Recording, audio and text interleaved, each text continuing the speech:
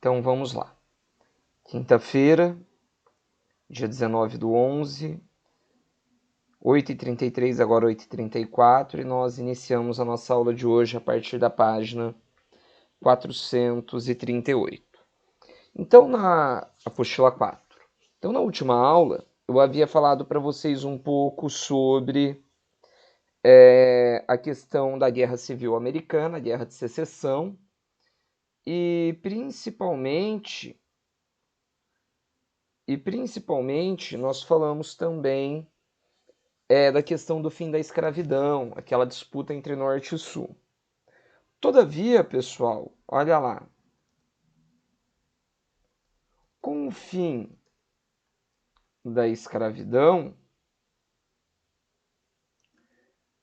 após a Guerra de Secessão, os americanos assistiram em seu território uma forte onda de racismo.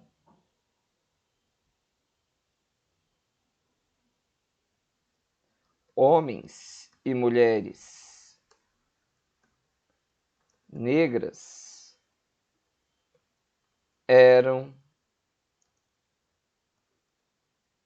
segregados racialmente. O que isso significa, professor? Significa, pessoal, que eles não podiam conviver com os brancos. Eles eram afastados, certo?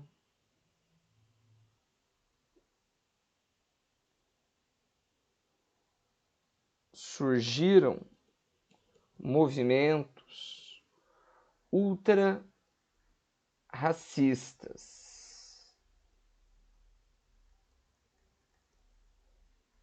Dentre eles, a conhecida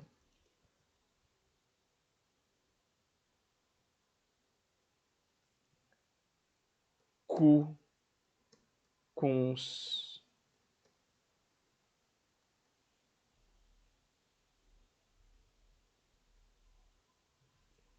Opa, deixa eu escrever corretamente para vocês. A Ku Klux Klan.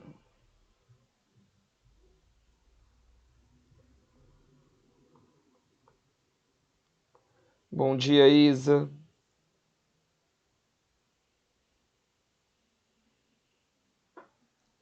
Paralelo. Só um minuto, pessoal. Bom dia, Lolis. Paralelo aos movimentos de segregação e racismo, emergiram grupos que lutavam contra o preconceito e o racismo. Lutavam por direito ao voto, inclusão social e distribuição de terras.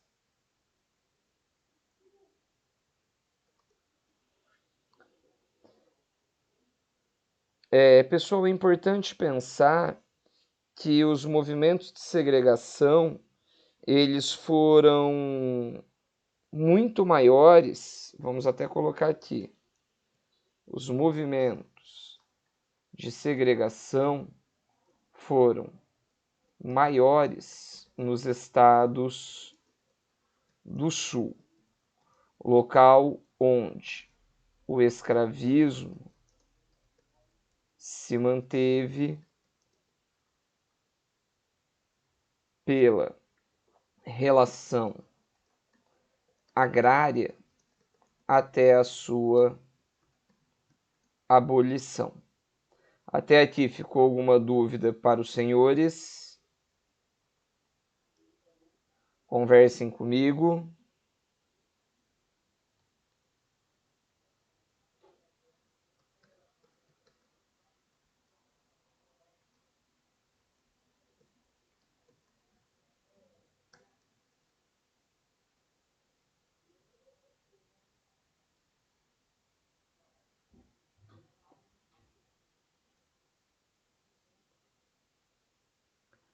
Bom, no chat aqui falaram para mim que não, tranquilo.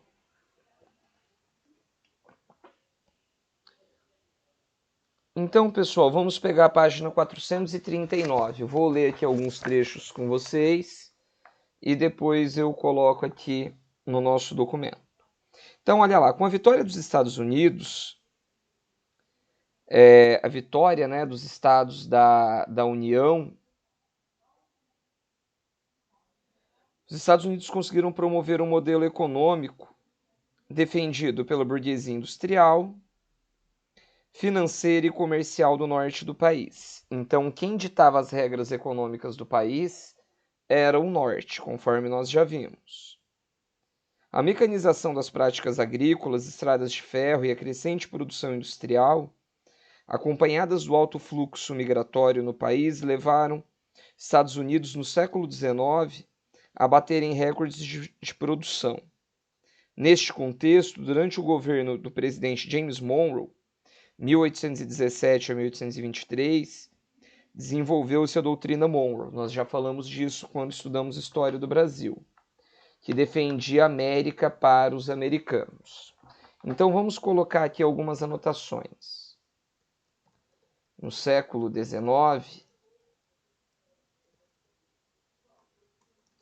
os Estados Unidos promoveram uma alta da produção rural, todavia, o que mantinha a economia do país era a burguesia industrial e comercial do norte, com suas exportações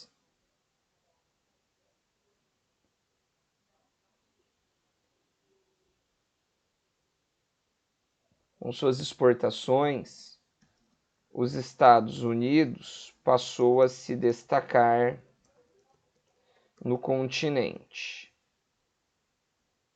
em especial pela doutrina Monroe, que dizia América para os americanos. Só um minuto, pessoal.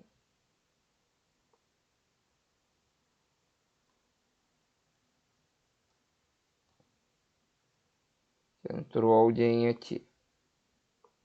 Bom dia, Pedro.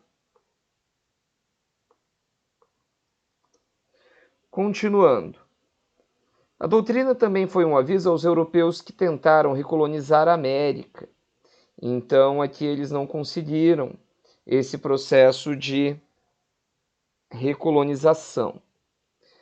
Pouco tempo depois, entre 1901 e 1909, o então presidente dos Estados Unidos, Theodore Roosevelt, aprovou um documento conhecido como Corolário Roosevelt. Assim, como a doutrina Monroe, no governo Roosevelt, o corolário, os Estados Unidos ficaram encarregados da manutenção da paz no continente americano. Contudo, novamente, o governo estadunidense legalizou de modo implícito o direito de intervir em países em que estivessem ameaçados pelo poderio europeu. Mais tarde, essa política intervencionista ficou conhecida como a política do Big Stick, ou política do grande porrete. Bom dia, Clara. Ou política do grande porrete. Com essa política, Roosevelt declarava os interesses dos Estados Unidos em se tornar a principal potência da América Latina. Então vamos lá. Os Estados Unidos, ao final do século XIX e início do século XX, promoveu uma nova relação política. Esta ficou conhecida como o Corolário Roosevelt. Política de intervenção em países americanos que sofressem com a intervenção europeia. Este modelo, mais tarde, ficou conhecido como a política do Big Stick ou política do grande porrete. Até aqui imagino que sem dúvidas, já que vocês não perguntaram nada. E só para a gente fechar, durante o governo Roosevelt,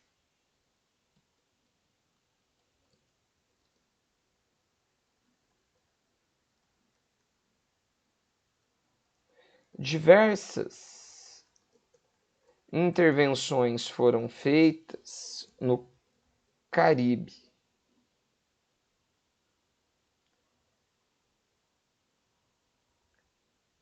Ou seja, isso promoveu uma ampliação maior à relação. Que mais que a gente pode destacar aqui?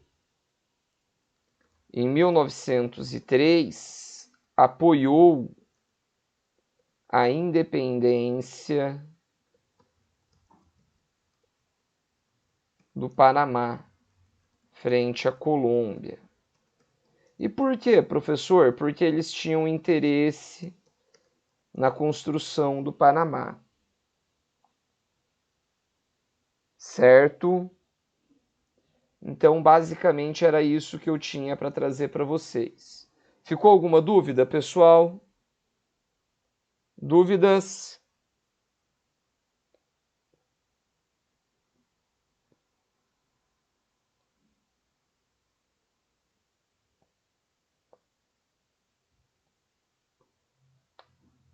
Os dois Pedros falaram que não. Favarim também. Vou fazer a chamada rapidamente.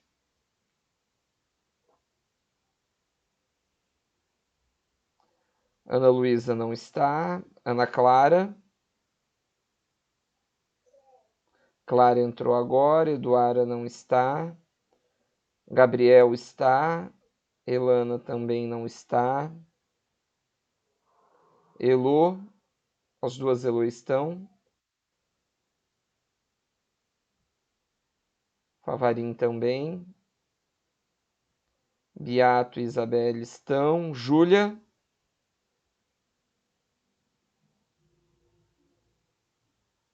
O Léo também não está. Luana está. Mel. A Mel não está. Pedro, Pedro e Rafa.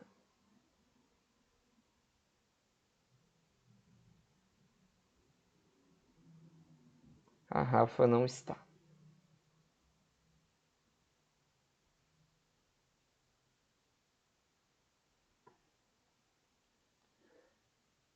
Pessoal, estou pausando a nossa gravação.